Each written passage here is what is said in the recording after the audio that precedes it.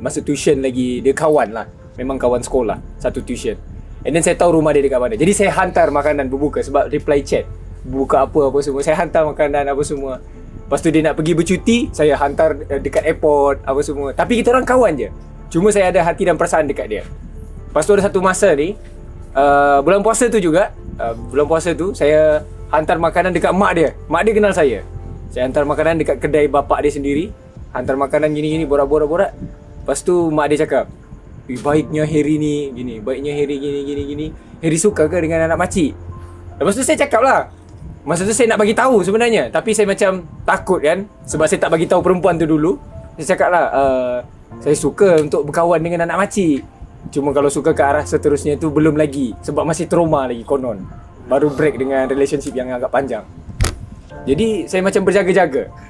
Lepas tu hari raya, selepas hari raya tu still reply WhatsApp. And then dia bercuti, satu family saya bawa.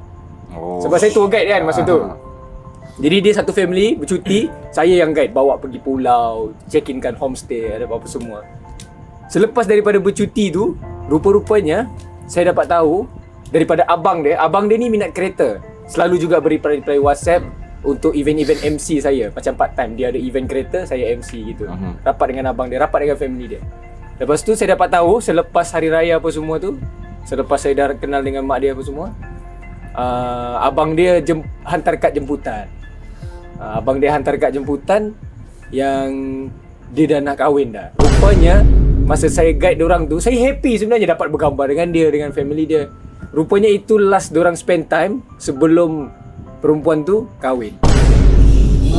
Rupanya itu last diorang spend time satu family. Dan sebenarnya saya ni shock sendiri je.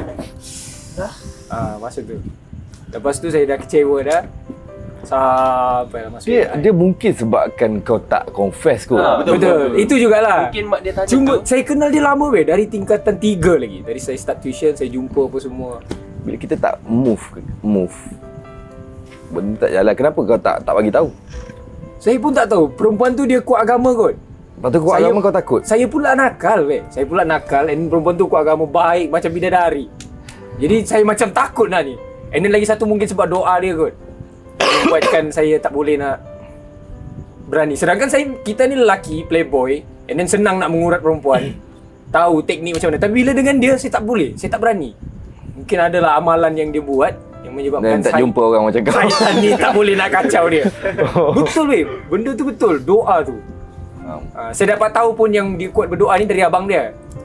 Dia selalu story adik dia. Saya nampak dia punya story tengah solat lah apalah. Faham. Jadi saya macam tak boleh nak cakap benda tu. Kau pernah rasa menyesal tak sebab kau tak confess? Menyesal. Tapi sekarang tak lah sebab dia dah kahwin kan. Masa tu ya menyesal. Menyesalnya tak cakap. Yang sekarang ni dah confess belum? Takut teman-teman selama ni.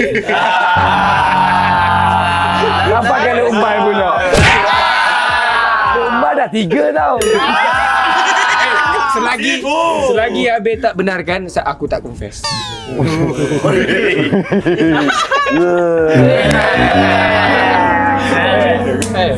Okay. Alright, so itulah dia cerita daripada Harry. Okay, seterusnya ini lah. Orang dia. Ini orang dia yang cerita.